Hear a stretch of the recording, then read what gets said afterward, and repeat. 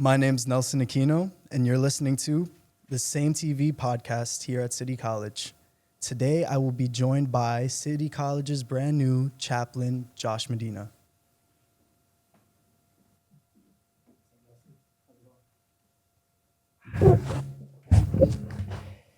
Now, to get some formalities out of the way, do you prefer if I call you Josh, Mr. Medina? Josh is fine. Josh is fine? All right, Josh. Well, thank you for being here. Welcome to City College's hub for entertainment and student media, S.A.M.E TV. I just wanted to ask you, how are you liking it here at City College so far? City College is such an exciting place to be. I've been outside of New York for the past year and just got back to start this new role. And there's so much diversity and culture, and I'm so excited to be here. I hope the city's welcomed you back nicely. And on that note, I wanted to ask you, what's the hardest thing that you've had to adjust to, especially that this is your first time being back in New York in so long? What was the hardest thing as far as adjusting here at City College? First thing is getting adjusted to the temperatures again. I know it's not that cold yet, and it's actually warm weather still, but for me, it still feels pretty cold. You're used to the tropical heat, so I can imagine. And also, just plugging back into the city and city culture has been a little bit challenging. I understand. These are trying times we're living in now. Now, about your role here at City College, you are the new chaplain. Do you mind elaborating on what your role is exactly and where your experiences in the past? So my experience sort of in the past is the way I decided to become a chaplain is from a very young age, I decided to give my life to my Lord and Savior, Jesus Christ. Amen. And that has motivated me my entire life, even in my studies and what I wanted to do for a living. And so right after graduating from leaving college, I went to seminary in Minnesota and graduated with my Master's of Divinity, and decided that I wanted to serve in the military, joined the military, and I've been there for the past 5 years now. And recently now joining CCNY, my role here will be mainly to kind of manage the interfaith space, provide religious accommodations, create workshops and seminars to kind of educate the students, faculty, and staff about religion and being inclusive while we're practicing our faith, and sort of just kind of like letting them know also that there's a lot of similarities that we have in our beliefs. Yes, that's very beautifully said. Now, just quickly, you had mentioned about events or workshops. We have here posted, if you don't mind just promoting your upcoming workshop. Yeah, so October 21st, that's the date. Don't forget it. We have our first interfaith workshop. And this workshop is just to kind of get into the history and current events of multi-faith in the world, but also here on campus. And we have so much, we're so rich in faith and spiritual practices here on campus. We have, our Christian community, Jewish community, Islamic community, and a bunch of other faiths that I can't mention all of them because there's so many. And we want to kind of like get everyone together in one room to kind of have like a conversation about faith and encourage people to practice their faiths and to do it safely while being also inclusive of other people. So please, it's going to be a really interesting event, and there's free food. Free food is always what sells. No, but that is beautifully said. Again, it's important that here at City College, where we have so much intersections of culture, that we have a safe space where everyone can feel not only represented, but they feel heard and they feel as if they can look upon each other as their fellow brother or sister. So it's a beautiful thing to be promoting here. Now, on that note, you had mentioned that you had completed mission. Do you mind explaining it again? You said it was missionary, I believe, when you went to study in Minnesota. Oh, so seminary. Thank you. Yeah. So when I studied in seminary, it's basically it's a religious type of degree where you learn about your faith and also study different faiths. And so I did that for 4 years in Minnesota, and it was just a great opportunity. I learned a lot, became more culturally competent and about different religions. And that really has guided me and helped me to be able to provide spiritual care counseling from people from all different backgrounds of faith. Having that information, that knowledge, really does guide a person on how to provide that spiritual and emotional care.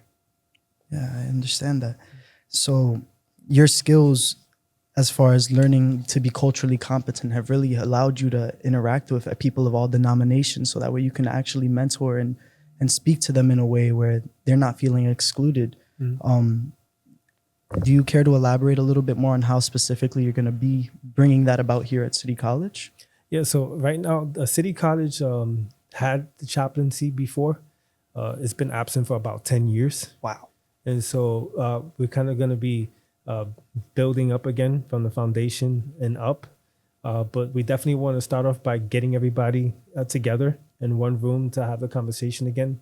There has been an interfaith council that was established, and that was very helpful. But now we're kind of going to go in the direction of having someone lead the interfaith relationships here on campus.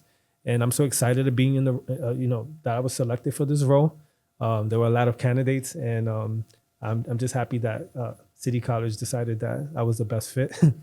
And I hope to be able to kind of create an environment where everyone feels free to practice their faith, but in an inclusive environment. And so that's what we want to make sure that we do here at City College. I understand. Now, I also wanted to ask you, as far as events, I know you were speaking about bringing people into the same room so that way we can have these important and difficult conversations. Do you have any other events in mind that you would like to promote, or any ideas that you would have that would be able to bring everyone together? Yeah, absolutely. So right now, we actually prepared a survey, and we're asking for everyone here in the City College community to please fill out this survey, because it's going to help us really guide us in trying to facilitate spiritual care and develop more interfaith workshops and seminars. But we really need to hear your voice. We want you to have insight in everything that's happening, and especially in my role. So we ask that you please fill out this survey, because it not only is it going to guide us, but it's also going to provide resources for us to be able to create more interfaith workshops and have more conversations about faith and spiritual care. Faith and spirituality is on the rise, not just here in the nation, but all over the world. More and more people are becoming more spiritual. And so this is really an important topic. And we hope that the City College community and students would just engage with us as we journey through this. It's amazing how you're trying to incorporate everybody of any and all denominations. It's about spirituality joining us all together, so that way we can, like you said, rebuild from what was once there and make something even stronger, build a new foundation that'll, hopefully get rid of all these issues of discrimination in the future. It truly is something that we need to establish, especially in our day and age where everybody's so divided. It's important that especially faith would be the thing that can bring us all together. I also wanted to ask you, your experience before you came here to City College. You had said that after seminary you enlisted. Do you care to elaborate on about your time in the military? Yeah, the military is such a great place. I, after seminary, direct commissioned into the Army as a chaplain, where I was able to provide spiritual care to soldiers, young soldiers who are also college students, working, some with families, some with no families. And I had the opportunity to serve people from all different religions and backgrounds, and provide spiritual care to them and guide them. And, some people are, well, what is spiritual care? How could you actually counsel somebody like having a master's of divinity? Like, how do you guide them? And really is really just listening. It's just listening to them and encouraging them to continue to lean on their faith for whatever issues or problems or concerns that they might be going through in their lives. And so that's what spiritual care counseling is. And I found it to be actually very effective in encouraging people and in guiding them to a better place in life. And so I'm really proud of the work that I got to do on the Army side, and I'm so excited about doing that here at City College. That is what we need nowadays. Somebody who's there to listen, someone who's there to bring people together like you are. And I cannot stress how fortunate we are to have you not only here at S.A.M.E TV, but we are happy to have you here at City College. Hopefully now we will be moving into a more inclusive and a brighter future as far as the faith side of things here at City College. I also wanted to ask you, How do you plan to continue growing on your path as chaplain and your chaplaincy practice? Well, I have a lot of challenges ahead here at City College. And so I believe that just being present here is already going to stretch me in areas that I haven't been stretched before. And so I'm excited about kind of like growing in this process, getting to know how students like practicing their faith and their spirituality on campuses. And so this is a first time for me working on a college campus as a chaplain. And so just this alone right now is a new experience, and it's already causing me to grow in areas that I haven't before. So I expect a lot more growth. That's good. Growth will only mean you'll have new ways of interacting with students and bringing people together. That's all we can hope for. Now, I also wanted to ask you, as someone who also mediates and as someone who is supposed to be there for whenever we need spiritual guidance as well, or just someone to reaffirm us in our faith, where would be the best place to reach you or the best place to come see you? So I'm located in the student life office right now. I don't know the room number. I probably should. But if you go to the front desk receptionist, they'll be able to guide you to my office. But I am located here in student life in the NAC building. Okay. Thank you so much. Now, as we come to the end of our time together, do you have anything else you'd like to share with our guests or viewers? Yeah, no, I would like to share with you that it's a privilege to be here at City College and to serve students, faculty, and staff. Please feel free to come and stop by my office. Right now, I completely have open hours, and so you don't have to make an appointment. Take advantage of that. And I would love to meet you. And hey, ask him about the art. Our sources tell us you have a master's degree. Yes. 10 minutes ago, I walked into your room and I noticed it on the wall. Oh, okay. That was it. All right. We'll see. As my fellow S.A.M.E TV member said, you have a master's in art. Do you care to elaborate on that or your background in art? Oh, so yeah, so I actually have two master's degrees. Two master's degrees. Master of Arts in Christian Studies, and then the other master's of Divinity. And so the other one is arts, but it's in Christian Studies. In Christian Studies, so literature and such? Yeah, religious studies and Christianity. There's a ton of denominations and stuff in the history of the church and how it came about, how it came to America. And if I go on and on, we'll be here like 4 years. Have you ever been to Italy or to the Vatican? I have not. I have not. But it's funny that you mentioned that, because me and my wife had a trip booked and it was for February of 2020. And then we found out that we weren't going to be able to go. And then after everything started back up, we just had decided that we didn't want to travel to Europe at the time because during the pandemic, I had my beautiful daughter, Hannah. And so, congratulations. Yeah, pandemic baby. Pandemic baby. That's what happens when you spend so much time at home. You might want to cut that part out. Oh, well, as you can see, we've taken a serious turn here. But if there's anything else you would like to share. Oh, no, I just wanted, here I wrote some notes down. And I wrote that I actually would like to close with I want to talk about maintaining spiritual and emotional care. Spiritual Care Week is coming up in October. And that's the reason why I chose October 21st to actually have this event. And sometimes we get so caught up and busy with work, with school, with the problems of life that we forget that we need to look into ourselves and we need to care for ourselves.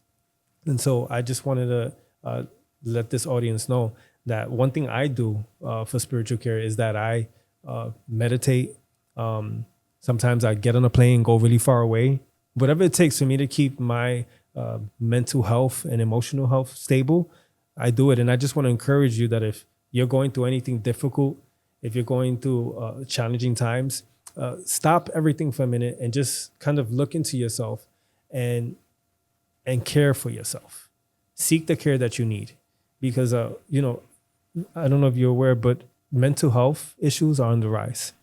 And a lot of it has to do with people just don't take time to care for themselves. Now we have social media and everyone puts their perfect lives up on social media, but they don't really talk about the problems. And talking about the problems has actually become something foreign. Yeah. And so I think it's important to just sit down with somebody, a friend, a mentor, a chaplain, whoever you want to, a counselor, just to talk about, any distress or any issues that are going on the inside, because you know what? It does help and it does make the difference. So take care of yourself. I agree. And on that note, anybody who's listening in or watching and they feel that they are alone, you are never alone. There are always people around you who are willing to help you out. Sometimes you just need to find the right person who, like you said, hear you out and give you the time so you can really express what's going on. And as you said, social media doesn't necessarily always allow for that. Nowadays, everybody's so focused on putting on this facade that they are living some type of life that's unattainable, to be quite frank. So it is important that we mention that we make sure that everyone knows that it's important to not only show off what you're doing on social media, it's also important for you to take the time to take a break and turn inwards and love yourself more than you love those around you in a way. Yeah, and I don't want to attack social media. It's a great resource as well. But what's happening is that a lot of us in our generation, we're not facilitating or creating deeply rooted relationships or friendships because of social media, and this is causing a lot of emotional and mental issues in people, because we've been created to be in society, to be in relationship, and so having a relationship to social media doesn't create those deep roots that we need that last through a lifetime. I remember I went to school when there was no technology, there was no social media, and I built really, really great friendships that today I'm 38 years old, we're still great friends, and I kind of thank God for that experience. But I feel like in this time, in this generation, folks are not having that same opportunity to build those deeply rooted relationships due to it. And it's causing a lot of mental health issues. And so,